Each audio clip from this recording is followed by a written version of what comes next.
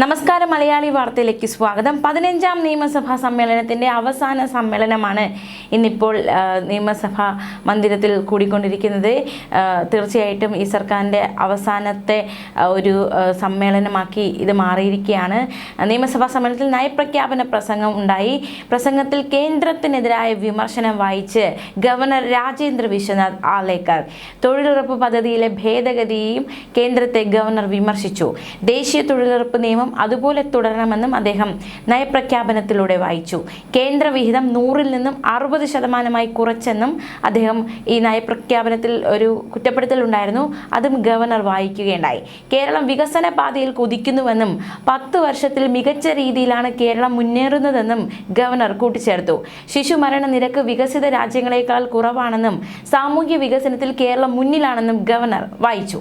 ക്രമസമാധാന പരിപാലനം മെച്ചപ്പെട്ടു. വീടില്ലാത്തവർക്ക് സഹായം നൽകി. പുതിയ തൊഴിലവസരങ്ങൾ ഉറപ്പാക്കുന്നു സർക്കാർ എന്നും ഗവർണർ വ്യക്തമാക്കി. കേരളത്തിന്റെ സാമ്പത്തിക മേഖല വളർച്ചയുടെ പാതയിലാണെന്നും ഗവർണർ വായിച്ചു. കേരളത്തിലെ സാമ്പത്തിക പ്രതിസന്ധിയെക്കുറിച്ചും അദ്ദേഹം പരാമർശിച്ചു. കേരളത്തെ കേന്ദ്രം ഞെരുക്കുകയാണെന്നും കേന്ദ്ര വിഹിതം വെട്ടിക്കുറയ്ക്കുന്നത് പ്രതിസന്ധിയിലാണെന്നും ഗവർണർ വിമർശിച്ചു. ഇത്തരത്തിൽ തുക വെട്ടിക്കുറയ്ക്കുന്നത് ന്യായീകരണമില്ലാതെയാണെന്നും ആരോഗ്യ വിദ്യാഭ്യാസ മേഖലകളെയും ഇത് വലിയ രീതിയിൽ ബാധിക്കുന്നുണ്ടെന്നും ഗവർണർ വ്യക്തമാക്കി. രണ്ടാം പിണറായി സർക്കാരിന്റെ അവസാന നിയമസഭാ സമ്മേളനത്തിന് ഗവർണറുടെ നയപ്രഖ്യാപന പ്രസംഗത്തോടെ തുടക്കമായിരിക്കുന്നു. പ്രസംഗത്തിൽ കേന്ദ്ര സർക്കാരിനെതിരായ വിമർശനങ്ങൾ ഗവർണർ വായിച്ചു എന്നതാണ് ഏറ്റവും ശ്രദ്ധേയം. നമുക്കറിയാവുന്നതുപോലെ തന്നെ നേരത്തെ നയപ്രഖ്യാപന പ്രസംഗങ്ങൾ ഉണ്ടായിട്ടുണ്ട്. മുൻ ഗവർണർ ആരിഫ് മുഹമ്മദ് ഖാൻ ഉണ്ടായിരുന്ന സമയത്ത് കേന്ദ്രത്തിനെതിരായ വിമർശനങ്ങൾ വായിക്കില്ല എന്ന പേരിൽ സർക്കാരുമായി ഉടക്കിയ സംഭവങ്ങളൊക്കെ നമുക്കറിയാവുന്നതാണ്. എന്തായാലും ഈ കേന്ദ്രത്തിനെതിരെയുള്ള വിമർശനങ്ങൾ ഇപ്പോഴത്തെ ഗവർണർ വായിച്ചു എന്നത് ശ്രദ്ധേയം.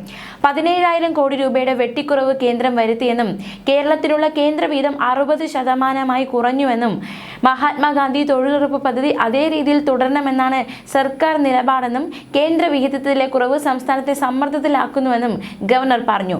കേരളത്തിന്റെ തനത് വരുമാനം വർദ്ധിച്ചു. പൊതുകടം കുറഞ്ഞു. സാമ്പത്തിക ഞെരുക്കത്തിനിടയിൽ ക്ഷേമ പ്രവർത്തനങ്ങൾക്ക് സംസ്ഥാനം പണം നീക്കിവെച്ചു. സാമ്പത്തിക സുസ്ഥിരതയ്ക്ക് നിയമപരവും ഭരണഘടനാപരമായ എല്ലാ വഴികളും തേടും. പുതിയ വരുമാന മാർഗങ്ങൾ കണ്ടെത്തും. ഭൂരഹിത ഭവനരഹിത ലക്ഷ്യത്തിലേക്ക് കേരളം അടുക്കുകയാണ്. സംസ്ഥാനത്തെ കർമ്മസമാധാനം സുരക്ഷിതമായ നിലയിലാണുള്ളത്. കേരളം സാമൂഹിക സൗഹാർദ്ദത്തിന്റെ നാടാണ്. മനുഷ്യ വന്യജീവി സംഘർഷത്തിൽ കർഷകർക്ക് നഷ്ടപരിഹാരം കിട്ടുന്നുണ്ടെന്ന് ഉറപ്പാക്കും. മത്സ്യത്തൊഴിലാളികളുടെ ജീവിത നിലവാരം മെച്ചപ്പെടുത്തുകയെന്നത് സർക്കാർ ഉത്തരവാദിത്തമായാണ് കണക്കാക്കുന്നത്. ലൈഫ് മിഷനിൽപ്പെടുത്തി മത്സ്യത്തൊഴിലാളികൾക്ക് വീടുകൾ നൽകി. എല്ലാ സ്കൂളുകളും മികവിന്റെ കേന്ദ്രങ്ങളാക്കി മാറ്റുമെന്നും ഗവർണർ പറഞ്ഞു. ആരോഗ്യ ജാഗ്രതാ കലണ്ടർ സംസ്ഥാനത്ത് കൊണ്ടുവരും. 4,500 കോടി രൂപ ഇതുവരെ കാരുണ്യയ്ക്കായി ചെലവഴിച്ചു. ആശമാരുടെ വേതനം 7,000-ൽ നിന്ന് 8,000-ആയി ഉയർത്തി. ആരോഗ്യ മുന്നണി പോരാളികളുടെ വേതനം വർദ്ധിപ്പിക്കണമെന്ന് കേന്ദ്രത്തോട് നിരന്തരം ആവശ്യപ്പെടുന്നുണ്ട്. ശിശുമരണ നിരക്ക് സംസ്ഥാനത്തിന് കുറയ്ക്കാനായി ഡിജിറ്റൽ സാക്ഷരത ഉറപ്പാക്കുകയും ഡിജിറ്റൽ വേർതിരിവ് ഒഴിവാക്കുകയും ചെയ്തു. ഭാഷാ ന്യൂനപക്ഷങ്ങളുടെ അവകാശങ്ങൾ സംരക്ഷിക്കാനും സംസ്ഥാനത്തിന് സാധിച്ചു. കേരളത്തോടുള്ള കേന്ദ്ര സർക്കാരിന്റെ അവഗണനയെ വിമർശിക്കുന്ന ഭാഗവും ഗവർണർ വായിച്ചു. കേന്ദ്ര വിഹിതം ഗണ്യമായി കുറഞ്ഞു. മഹാത്മാഗാന്ധി തൊഴിലുറപ്പ് പദ്ധതി അതേ രീതിയിൽ തുടരണമെന്നാണ് സർക്കാർ നിലപാട്. കേന്ദ്ര വിഹിതത്തിലെ കുറവ് സംസ്ഥാനത്തെ സമ്മർദ്ദത്തിലാക്കുന്നുണ്ട്. ധൂർത്താണ് സാമ്പത്തിക ഞെരുക്കത്തിന് കാരണമെന്ന വാദം നയപ്രഖ്യാപനം തള്ളുകയാണെന്നും ഗവർണർ പറഞ്ഞു. രാവിലെ 9 മണിയോടെ സഭയിലെത്തിയ ഗവർണറെ മുഖ്യമന്ത്രിയും സ്പീക്കറുമാണ് സ്വീകരിച്ചത്. സംസ്ഥാന സർക്കാരിനോടുള്ള കേന്ദ്രത്തിന്റെ അവഗണനയെ ചൂണ്ടിക്കാണിച്ചുള്ള വിമർശനങ്ങളും നയപ്രഖ്യാപന സമ്മേളനത്തിൽ ഗവർണർ വായിച്ചു എന്നത് ശ്രദ്ധേയം. ന്യൂസ് ഡെസ്ക് മലയാളി വാർത്ത.